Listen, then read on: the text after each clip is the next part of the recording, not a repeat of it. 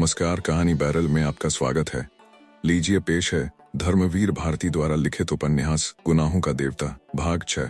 हाँ, मुझे बड़ा दुख हुआ, पम्मी बोली। मैंने तो हमदर्दी की फूल चुराने बंद कर दिए और उसका नतीजा यह हुआ। पता नहीं क्यों कपूर, मुझे लगता है कि हमदर्दी करना इस दुनिया में सबसे बड़ा पाप है। आदमी से हमदर्दी कभी नहीं करनी चाहिए। चंदर ने सहसा अपनी घड़ी देखी। क्यों, अभी तुम नहीं जा सकते?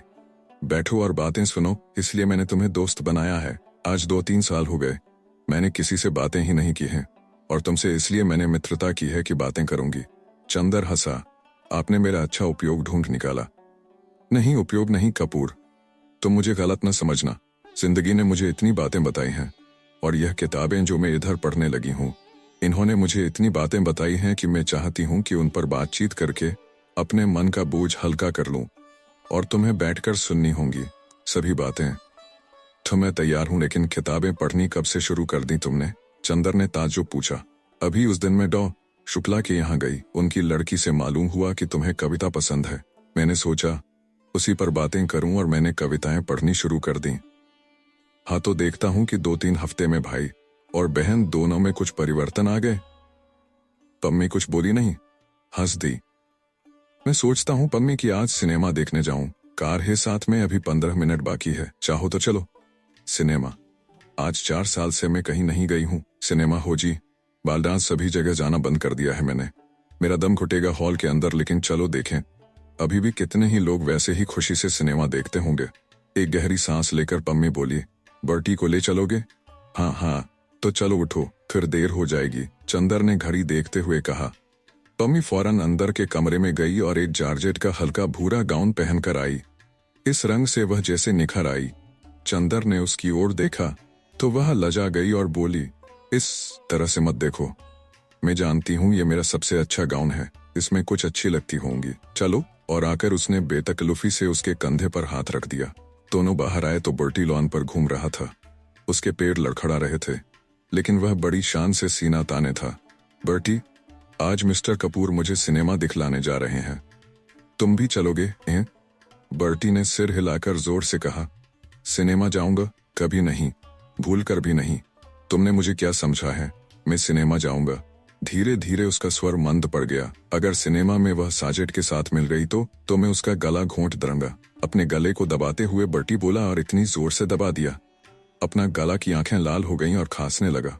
खांसी बंद हुई तो बोला, वह मुझे प्यार नहीं करती, वह सार्जेंट को प्यार करती है, वह उसी के साथ घूमती है। अगर वह मिल जाएगी सिनेमा में तो उसकी हत्या कर डालूंगा, तो पुलिस आएगी और खेल खत्म हो जाएगा। तुम जानते हो मिस्टर कपूर, मैं उससे कितना नफरत करता हूँ। और लेकिन नहीं, कौन जानता है मैं नफरत करता हूँ, और वह मुझे कुछ समझ में नहीं आता। मैं पागल हूँ, ओफ। और वह सिर थाम कर बैठ गया। पम्मी ने चंदर का हाथ पकड़कर कहा, चलो, यहाँ रहने से उसका दिमाग और खराब होगा, आओ। दोनों जाकर कार में बैठे। चंदर खुद ही ड्राइव कर रहा था। पम्मी बोली, बहुत दिन से मैंने कार नहीं ड्राइव की है, लाओ आज ड्राइव करूं। पम्मी ने स्टीयरिंग अपने हाथ में ले ली। चंदर इधर बैठ गया। थोड़ी देर में कार रीजेंट के सामने जा पहुंची। चित्र था सेलामी, वेयर शी डांस्ड सेलामी, जहां वह नाची थी। चंदर ने टिकट लिया और दोनों ऊपर बैठ गए। अभी न्यूज रील चल रही थी। सहसा पम्मी ने कहा, कपूर सेलामी की कहानी मालूम है ना? क्या यह कोई उपन्यास है? चंदर ने पूछा। नहीं, यह बाइबल की एक कहानी है। असल में एक राजा था हेराद, उसने अपने भाई को मारकर उसकी पत्नी से अपनी शादी कर ली। उसकी भतीजी थी सेलामी, जो बहुत सुंदर थी और बहुत अच्छा नाचती थी। हेराद उस पर मुग्ध हो गया, लेकिन सेलामी एक पैगंबर पर मुग्ध थी। पैगंबर ने सेलामी के प्रणय को ठुकरा दिया। एक बार हेराद ने सेलामी से कहा कि यदि तुम नाचो तो मैं तुम्हें कुछ दे सकता हूँ। सेलामी नाची और पुरस्कार में उसने अपना अपमान करने वाले पैगंबर का सिर मांगा। हेराद वचनबद्ध था, उसने पैगंबर का सिर तो दे दिया, लेकिन बाद में इस भय से कि कहीं राज्य पर कोई आपत्ति न आए, उसने सेलामी को भी मरवा डाला। चंदर को यह कहानी बहुत अच्छी लगी। तब तो चित्र बहुत ही अच्छा होगा, उसने सोचा। सुधा की परीक्षा है, वरना सुधा को भी दिखला देता। लेकिन क्या नैतिकता है पाश्चात्य देशों की कि अपनी भतीजी पर ही हेराद मुग्ध हो गया। उसने कहा, पम्मी, लेकिन हेराद अपनी भतीजी पर ही मुग्ध हो गया तो क्या हुआ? यह तो सेक्स है। में कपूर, सेक्स कितनी भयंकर शक्तिशाली भावना है, यह भी शायद तुम नहीं समझते। अभी तुम्हारी आंखों में बड़ा भोलापन है। तुम रूप की आग के संसार से टूर मालूम पड़ते हो, लेकिन शायद 2-1 साल बाद तुम भी जानोगे कि यह कितनी भयंकर चीज है। आदमी के सामने वक्त बेवक्त नाता, रिश्ता, मर्यादा अमर्यादा कुछ भी नहीं रह जाता। वह अपनी भतीजी पर मोहित हुआ तो क्या? मैंने तो तुम्हारे यहाँ एक पौराणिक कहानी पढ़ी थी कि महादेव अपनी लड़की सरस्वती पर मुग्ध हो गए। महादेव नहीं, ब्रह्मा। चंदर बोला, हाँ ब्रह्मा, मैं भूल गई थी। तो ये तो सेक्स है, आदमी को कहाँ ले जाता है यह अंदाज भी नहीं किया जा सकता। तुम तो अभी बच्चों की तरह भोले हो और ईश्वर ना करे तुम कभी इस प्याले का शरबत चखो। मैं भी तो तुम्हारी इसी पवित्रता को प्यार करती हूँ। पम्मी ने चंदर की ओर देखकर कहा, तुम जानते हो मैंने तलाक क्यों दिया?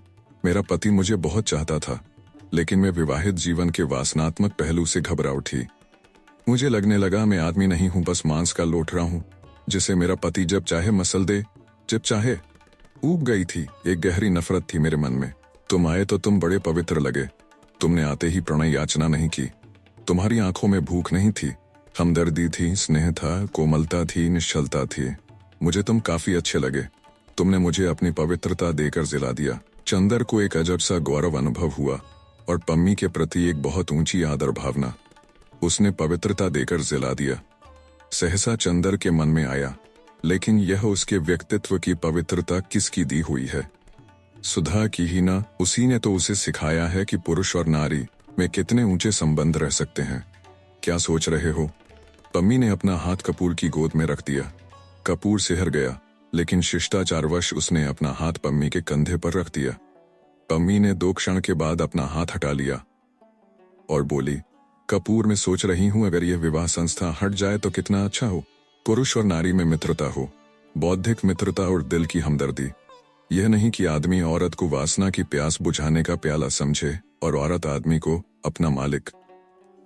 असल में बंधने के बाद ही पता नहीं क्यों संबंधों में विकृति आ जाती है। मैं तो देखती हूँ कि प्रणय विवाह भी होते हैं तो वह असफल हो जाते हैं, क्योंकि विवाह के पहले आदमी औरत को ऊंची निगाह से देखता है, हमदर्दी और प्यार की चीज समझता है, और विवाह के बाद सिर्फ वासना की। मैं तो प्रेम में भी विवाह पक्ष में नहीं हूँ और प्रेम में भी वासना का विरोध करती हूँ, लेकिन हर लड़की ऐसी थोड़े ही होती है। चंदर बोला, तुम्हें वासना से नफरत हो, लेकिन हर एक को तो नहीं। हर एक को होती है। लड़कियां बस वासना की झलक, एक हल्की सिहरन, एक गुदगुदी पसंद करती हैं। बस उसी के पीछे उन पर चाहे जो दोष लगाया जाए। लेकिन अधिकतर लड़कियां कम वासना प्रिय होती हैं, लड़के ज्यादा। चित्र शुरू हो गया। वह चुप हो गई, लेकिन थोड़ी ही देर में मालूम हुआ कि चित्र भ्रमात्मक था। वह बाइबल की सैलामी की कहानी नहीं थी, वह एक अमेरिकन नर्तकी और कुछ डाकुओं की कहानी थी। पम्मी ऊब गई। अब जब डाकू पकड़कर सैलामी को एक जंगल में ले गए तो इंटरवल हो गया और पम्मी ने कहा, अब चलो। आधे ही चित्र से तबीयत ऊब गई। दोनों उठ खड़े हुए और नीचे आए। कपूर, अब की बार तुम ड्राइव करो। पम्मी बोली, नहीं तुम ही ड्राइव करो। कपूर बोला, कहाँ चलें? पम्मी ने स्टार्ट करते हुए कहा, जहां चाहो। कपूर ने विचारों में डूबे हुए कहा। पम्मी ने गाड़ी खूब तेज चला दी। सड़कें साफ थीं। पम्मी का कॉलर फहराने लगा और उड़कर चंदर के गालों पर थपकियां लगाने लगा। चंदर दूर खिसक गया। पम्मी ने चंदर की ओर देखा और बजाय कॉलर ठीक करने के गले का एक बटन और खोल दिया और चंदर को पास खींच लिया। चंदर चुपचाप बैठ गया। पम्मी ने एक हाथ स्टीयरिंग पर रखा और एक हाथ से चंदर का हाथ पकड़े रही, जैसे वह चंदर को दूर नहीं जाने देगी। चंदर के बदन में एक हल्की सिहरन नाच रही थी। क्यों? शायद इसलिए कि हवा ठंडी थी, या शायद इसलिए कि उसने पम्मी का हाथ अपने हाथ से हटाने की कोशिश की। पम्मी ने हाथ खींच लिया और कार के अंदर की बिजली जला दी। कपूर चुपचाप ठाकुर साहब के बारे में सोचता रहा। कार चलती रही। जब चंदर का ध्यान टूटा तो उसने देखा कार मैकफरसन लेक के पास रुकी है। दोनों उतरे। बीच में सड़क थी। इधर नीचे उतरकर झील और उधर गंगा बह रही थी। 8 बजा होगा। रात हो गई थी। चारों तरफ सन्नाटा था, बस सितारों की हल्की रोशनी थी। मैकफरसन झील काफी सूख गई थी। किनारे किनारे मछली मारने के मचान बने थे। इधर आओ, पम्मी बोली, और दोनों नीचे उतरकर मचान पर जा बैठे। पानी का धरातल शांत था। सिर्फ कहीं कहीं मछलियों के उछलने या सांस लेने से पानी हिल जाता था। पास ही के नीवा गांव में किसी के यहाँ शायद शादी थी, जो शहनाई का हल्का स्वर हवाओं की तरंगों पर हिलता डुलता हुआ आ रहा था। दोनों चुपचाप थे। थोड़ी देर बाद पम्मी ने कहा, कपूर चुपचाप रहो, कुछ बात मत करना। उधर देखो, पानी में सितारों का प्रतिबिंब देख रहे हो, चुप्पे से सुनो। ये सितारे क्या बातें कर रहे हैं। पम्मी सितारों की ओर देखने लगी। कपूर चुपचाप पम्मी की ओर देखता रहा। थोड़ी देर बाद सहसा पम्मी एक बांस से टिक कर बैठ गई। उसके गले के 2 बटन खुले हुए थे और उसमें से रूप की चांदनी फटी पड़ती थी। पम्मी आंखें बंद किए बैठी थी। चंदर ने उसकी ओर देखा और फिर जाने क्यों उससे देखा नहीं गया। वह सितारों की ओर देखने लगा। पम्मी के कॉलर के बीच से सितारे टूट टूट कर बरस रहे थे। सहसा पम्मी ने आंखें खोल दी और चंदर का कंधा पकड़कर बोली, कितना अच्छा हो अगर आदमी हमेशा संबंधों में एक दूरी रखे, सेक्स ना आने दे। ये सितारे हैं, देखो कितने नजदीक हैं, करोड़ों बरस से साथ हैं, लेकिन कभी भी एक दूसरे को छूते तक नहीं, तभी तो संग निभ जाता है। सहसा उसकी आवाज में जाने क्या छलक आया कि चंदर जैसे मदहोश हो गया। बोली, वह बस ऐसा हो कि आदमी अपने प्रेमास्पद को निकटतम लाकर छोड़ दे, उसको बांधे ना, कुछ ऐसा हो कि होठों के पास खींचकर छोड़ दे। और पम्मी ने चंदर का माथा होठों तक लाकर छोड़ दिया। उसकी गरम गरम सांसें चंदर की पलकों पर बरस गईं। कुछ ऐसा हो कि आदमी उसे अपने हृदय तक खींचकर फिर हटा दे। और चंदर को पम्मी ने अपनी बाहों में घेर कर अपने वक्ष तक खींचकर छोड़ दिया। वक्ष की गरमाई चंदर के रोम रोम में सुलग उठी। वह बेचैन हो उठा। उसके मन में आया कि वह अभी यहां से चला जाए। जाने कैसा लग रहा था उसे। सहसा पम्मी बोली, लेकिन नहीं, हम लोग मित्र हैं और कपूर, तुम बहुत पवित्र हो, निष्कलंक हो और तुम पवित्र रहोगे। मैं जितनी दूरी, जितना अंतर, जितनी पवित्रता पसंद करती हूँ वह तुम में है और हम लोगों में हमेशा निभेगी, जैसे इन सितारों में हमेशा निभती आई है। चंदर चुपचाप सोचने लगा। वह पवित्र है। एकाएक उसका मन जैसे ऊबने लगा। जैसे एक विहग शिशु घबराकर अपने नीड के लिए तड़प उठता है, वैसे ही वह इस वक्त तड़प उठा सुधा के पास जाने के लिए। क्यों? पता नहीं क्यों। यहाँ कुछ है जो उसे जकड़ लेना चाहता है। वह क्या करे। पम्मी उठी, वह भी उठा। बॉस का मचान हिला। लहरों में हरकत हुई। करोड़ों साल से अलग और पवित्र सितारे हिले, आपसे में टकराए और चूर चूर होकर बिखर गए। रात भर चंदर को ठीक से नींद नहीं आई। अब गर्मी काफी पड़ने लगी थी। एक सूती चादर से ज्यादा नहीं ओढ़ा जाता था और चंदर ने वह भी ओढ़ना छोड़ दिया था। लेकिन उस दिन रात को अक्सर एक अजब सी कंपकंपी उसे झकझोर जाती थी और वह कसकर चादर लपेट लेता था। फिर जब उसकी तबीयत घुटने लगती तो वह उठ बैठता था। उसे रात भर नींद नहीं आई। बार बार झपकी आई और लगा कि खिड़की के बाहर सुनसान अंधेरे में से अजब सी आवाजें आती हैं और नागिन बनकर उसकी सांसों में लिपट जाती है। वह परेशान हो उठता है। इतने में फिर कहीं से कोई मीठी सतरंगी संगीत की लहर आती है और उसे सचेत और सजग कर जाती है। एक बार उसने देखा कि सुधा और गेसू कहीं चली जा रही हैं। उसने गेसू को कभी नहीं देखा था, लेकिन उसने सपने में गेसू को पहचान लिया। लेकिन गेसू तो पम्मी की तरह गाउन पहने हुए थी। फिर देखा बिनती रो रही है और इतना बिलख बिलख भर रो रही है कि तबीयत घबरा जाए। घर में कोई नहीं है। चंदर समझ नहीं पाता कि वह क्या करे। अकेले घर में एक अपरिचित लड़की से बोलने का साहस भी नहीं होता उसका। किसी तरह हिम्मत करके वह समीप पहुंचा तो देखा, अरे ये तो सुधा है। सुधा लुटी हुई सी मालूम पड़ती है। वह बहुत हिम्मत करके सुधा के पास बैठ गया। उसने सोचा सुधा को आश्वासन दे, लेकिन उसके हाथों पर जाने कैसे सुकुमार जंजीरें कसी हुई हैं। उसके मुंह पर किसी की सांसों का भार है। वह निकृष्ट है। उसका मन अकुला उठा। वह चौंक कर जाग गया तो देखा वह पसीने से तर है। वह उठकर टहलने लगा। वह जाग गया था लेकिन फिर भी उसका मन स्वस्थ नहीं था। कमरे में ही टहलते टहलते वह फिर लेट गया। लगा जैसे सामने की खुली खिड़की से सैकड़ों तारे टूट टूट कर भयानक तेजी से आ रहे हैं और उसके माथे से टकरा टकरा कर चूर चूर हो जाते हैं। एक मर्मांतक पीड़ा उसकी नसों में खील उठी और लगा जैसे उसके अंग अंग में चिताएं धक रही हैं। जैसे तैसे रात कटी और सुबह उठते ही वह यूनिवर्सिटी जाने से पहले सुधा के यहाँ गया। सुधा लेटी हुई पड़ रही थी। डॉ शुक्ला पूजा कर रहे थे। बुआ जी शायद रात को चली गई थी, क्योंकि बिनती बैठी तरकारी काट रही थी और खुश नजर आ रही थी। चंदर सुधा के कमरे में गया। देखते ही सुधा मुस्कुरा पड़ी। बोली कुछ नहीं, लेकिन आते ही उसने चंदर के अंग अंग को अपनी निगाहों के स्वागत में समेट लिया। चंदर सुधा के पैरों के पास बैठ गया। कल रात को तुम कार लेकर वापस आए तो चुप्पे से चले गए। सुधा बोली, कहो कल कौन सा खेल देखा? कल बहुत बड़ा खेल देखा, बहुत बड़ा खेल सुधी। चंदर व्याकुलता से बोला, अरे जाने कैसा मन हो गया कि रात भर नींद ही नहीं आई। और उसके बाद चंदर सब बता गया। कैसे वह सिनेमा गया, उसने पम्मी से क्या बात की, उसके बाद कैसे कार पर उसने चंदर को पास खींच लिया, कैसे वे लोग मैकफर्सन झील गए और वहां पम्मी पागल हो गई, फिर कैसे चंदर को एकदम सुधा की याद आने लगी और फिर रात भर चंदर को कैसे कैसे सपने आए। सुधा बहुत गंभीर होकर मुंह में पेंसिल दबाए कुहनी टेके बस चुपचाप सुनती रही और अंत में बोली, तो तुम इतने परेशान क्यों हो गए? चंदर, उसने तो अच्छी ही बात कही थी। यह तो अच्छा ही है कि ये सब जिसे तुम सेक्स कहते हो ये संबंधों में ना आए। उसमें क्या बुराई है? क्या तुम चाहते हो कि सेक्स आए? कभी नहीं, तुम मुझे अभी तक नहीं समझ पाई। तो ठीक है, तुम भी नहीं चाहते कि सेक्स आए और वह भी नहीं चाहती कि सेक्स आए, तो झगड़ा क्या है? क्यों, तुम उदास क्यों हो इतने? सुधा बोली बड़े अचरज से, लेकिन उसका व्यवहार कैसा है? चंदर ने सुधा से कहा, ठीक तो है, उसने बता दिया तुम्हें कि इतना अंतर होना चाहिए।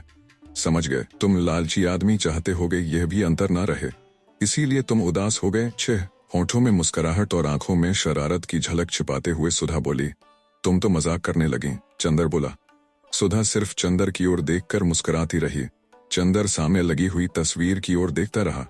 फिर उसने सुधा के कबूतरों जैसे उजले मासूम नन्हे पैर अपने हाथ में ले लिए और भर्राई हुई आवाज में बोला, सुधा, तुम कभी हम पर विश्वास न हार बैठना। सुधा ने किताब बंद करके रख दी और उठकर बैठ गई। उसने चंदर के दोनों हाथ अपने हाथों में लेकर कहा, पागल कहीं के, हमें कहते हो अभी सुधा में बचपन है और तुम्हें क्या है? वाह रे छुई मुई के फूल, किसी ने हाथ पकड़ लिया, किसी ने बदन छू लिया तो घबरा गए। तुमसे अच्छी लड़कियां होती हैं। सुधा ने उसके दोनों हाथ झकझोरते हुए कहा, नहीं सुधी, तुम नहीं समझती। मेरी जिंदगी में एक ही विश्वास की चट्टान है, वह हो तुम।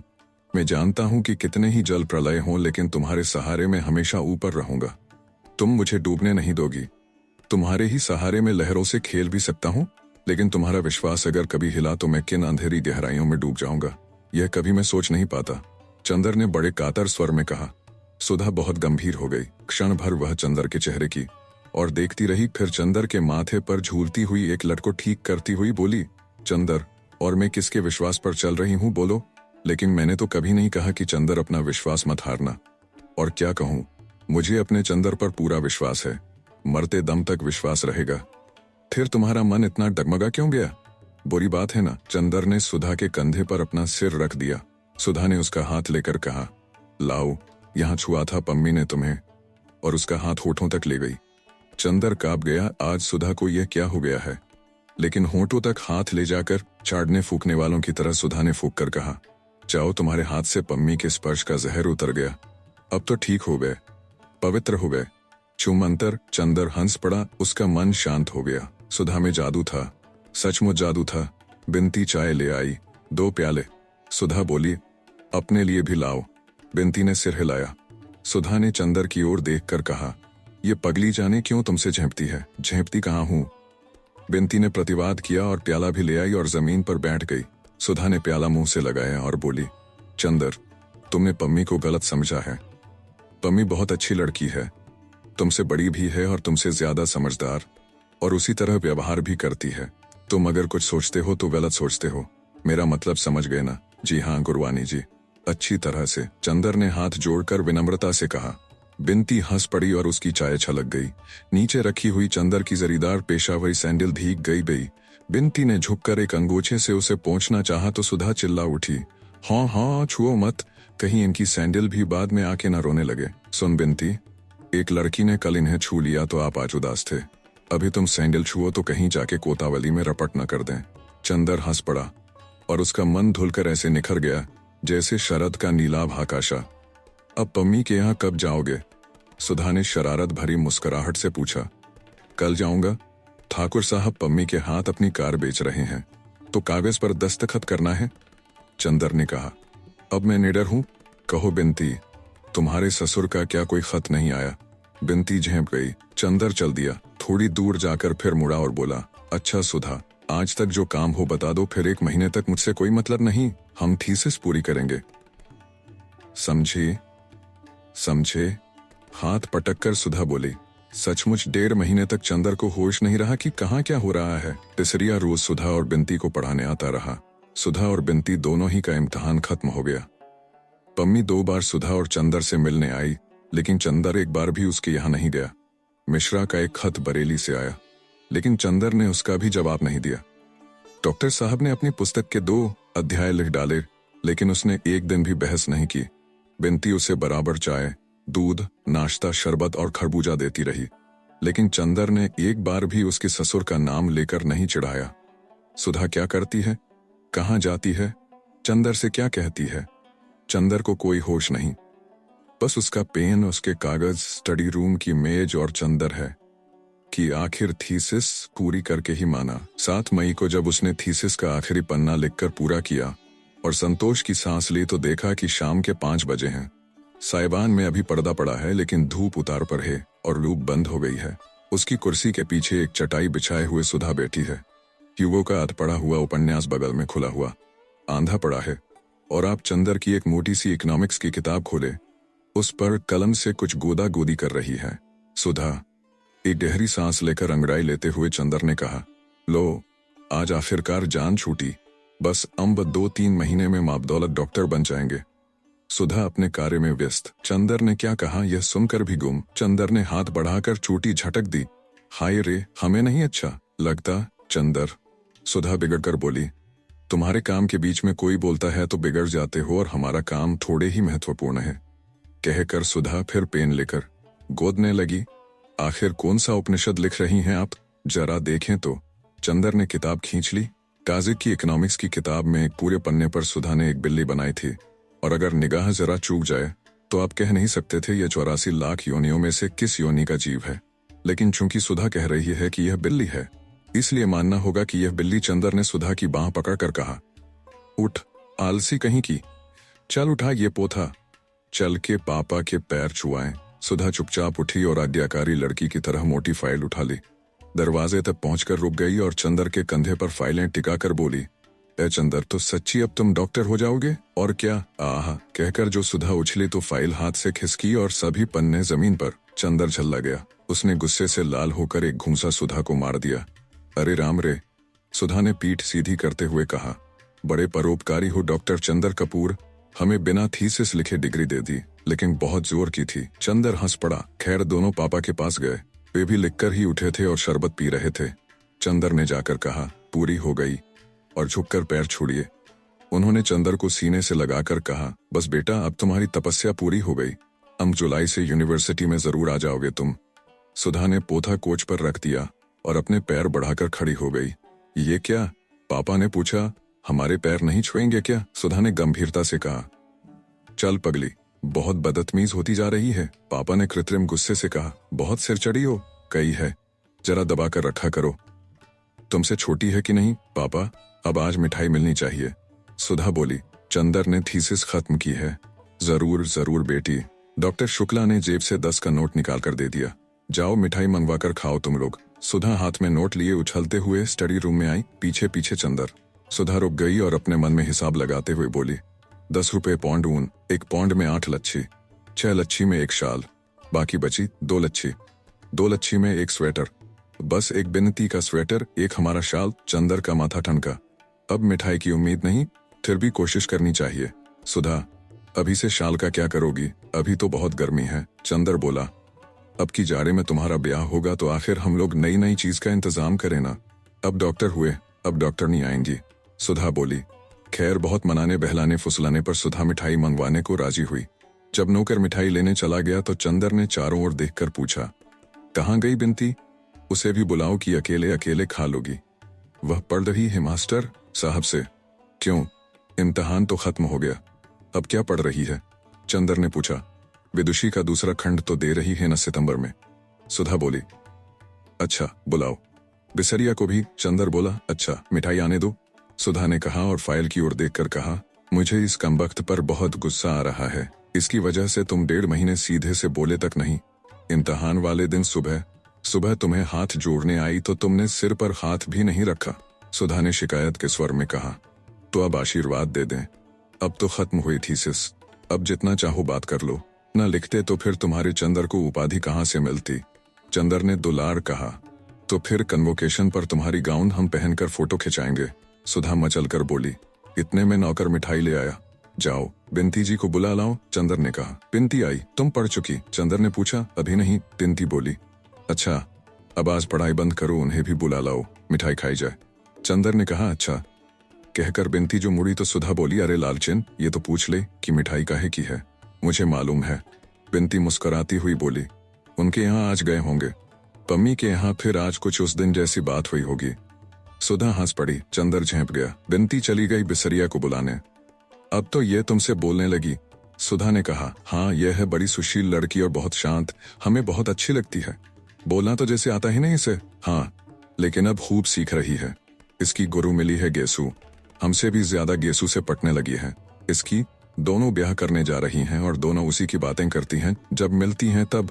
सुधा बोली, और कविता भी करती है यह, तुम एक बार कह रही थी।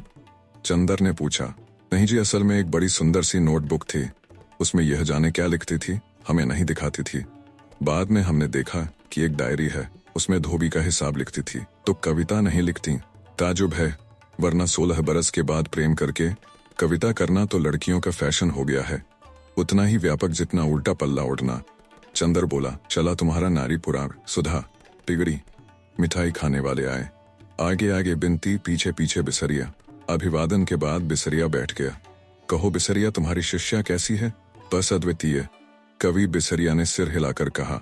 सुधा मुस्कुरा दी चंदर की ओर देखकर, और ये सुधा कैसी थी। बस अद्वितीय, बिसरिया ने उसी तरह कहा। दोनों अद्वितीय हैं। साथ ही चंदर ने पूछा। सुधा और बिनती दोनों हंस दी। बिसरिया नहीं समझ पाया कि उसने कौन सी हंसने की बात की थी, और जब नहीं समझ पाया तो पहले सिर खुजलाने लगा, फिर खुद भी हंस पड़ा। उसकी हंसी पर तीनों और हंस पड़े। चंदर मास्टर साहब भी खूब हैं। एक दिन बिनती को महादेवी की वह कविता पढ़ा रहे थे, विरह का जलजात जीवन, तो पढ़ते पढ़ते बड़ी गहरी सांस भरने लगे। चंदर और बिनती दोनों हंस पड़े। बिसरिया पहले तो खुद हंसा, फिर बोला, हाँ भाई क्या करें कपूर, तुम तो जानते ही हो मैं बहुत भावुक हूँ, मुझसे बर्दाश्त नहीं होता। एक बार तो ऐसा हुआ कि पर्चे में एक करुण रस का गीत आ गया अर्थ लिखने को। मैं उसे पढ़ते ही इतना व्यथित हो गया कि उठकर टहलने लगा। प्रोफेसर समझे मैं दूसरे लड़के की कॉपी देखने उठा हूँ, तो उन्होंने निकाल दिया। मुझे निकाले जाने का अफसोस नहीं हुआ, लेकिन कविता पढ़कर मुझे बहुत रुलाई आई। सुधा हंसी, तो चंदर ने आंख के इशारे से मना किया और गंभीरता से बोला, हाँ भाई बिसरिया, सो तो सही है ही, तुम इतने भावुक ना हो तो इतना अच्छा कैसे लिख सकते हो। तो तुमने पर्चा छोड़ दिया। हाँ, मैं पर्चे वगैरह की क्या परवाह करता हूँ, मेरे लिए इन सभी वस्तुओं का कुछ भी अर्थ नहीं। मैं भावना की उपासना करता हूँ। उस समय परीक्षा देने की भावना से ज्यादा सबल उस कविता की करुण भावना थी, और इस तरह मैं कितनी बार फेल हो चुका हूँ। मेरे साथ वो पढ़ता था ना हरिहर टंडन, वह अब बस्ती कॉलेज का प्रिंसिपल है। एक मेरा सहपाठी था, वह रेडियो का प्रोग्राम एग्जीक्यूटिव है, और एक तुम्हारा सहपाठी तो हमने सुना कि असेंबली का स्पीकर भी है। चंदर बात काटकर बोला। सुधा फिर हंस पड़ी, बिनती भी हंस पड़ी। खैर मिठाई का भोग प्रारंभ हुआ। बिसरिया कुछ तकल्लुफ कर रहा था तो बिनती बोली, खाइए, मिठाई तो विरह रोग और भावुकता में बहुत स्वास्थ्यप्रद होती है। कब तो बिनती का कंठ फूट निकला, अपने गुरुजी को बना रही है। चंदर ला। बिसरिया थोड़ी देर बाद चला गया। अब मुझे एक पार्टी में जाना है, उसने कहा। जब आखिर में एक रसगुल्ला बच रहा तो बिनती हाथ में लेकर बोली, कौन लेगा। आज पता नहीं क्यों बिनती बहुत खुश थी और बहुत बोल रही थी। चंदर बोला, हमें दो। सुधा बोली, हमें। बिनती ने एक बार चंदर की ओर देखा, एक बार सुधा की ओर। चंदर बोला, देखें बिनती हमारी है या सुधा की है। ने झट रसगुल्ला सुधा के मुख में रख दिया और सुधा के सिर पर सिर रखकर बोली, हम अपनी दीदी के हैं। सुधा ने आधा रसगुल्ला बिनती को दे दिया तो बिनती चंदर को दिखलाकर खाते हुए सुधा से बोली, दीदी ये हमें बहुत बनाते हैं, अब हम भी तुम्हारी तरह बोलेंगे तो इनका दिमाग ठीक हो जाएगा। हम तुम दोनों मिलकर इनका दिमाग ठीक करेंगे। सुधा ने प्यार से बिनती को थपथपाते हुए कहा, अब हम तश्तरियां धोकर रख दें, और तश्तरियां उठाकर चल दी। पानी नहीं दोगी, चंदर बोला। बिनती पानी ले आई और बोली, हम तो आपका इतना काम करते हैं और आप जब देखो तब हमें बनाते रहते हैं, आपको क्या आनंद आता है हमें बनाने में। चंदर ने पल भर बिनती की ओर देखा और बोला, असल में बनने के बाद जब तुम झेंप जाती हो तो। हाँ ऐसे ही। बिनती ने फिर झेंप कर मुंह छिपा लिया और लाज से सकुचाकर इंद्रवधु बन गई। आप सुन रहे थे कहानी बैरल से धर्मवीर भारती द्वारा लिखित उपन्यास गुनाहों का देवता भाग 6। वीडियो पसंद आया तो इसे लाइक करिए और चैनल को भी सब्सक्राइब कीजिए। धन्यवाद।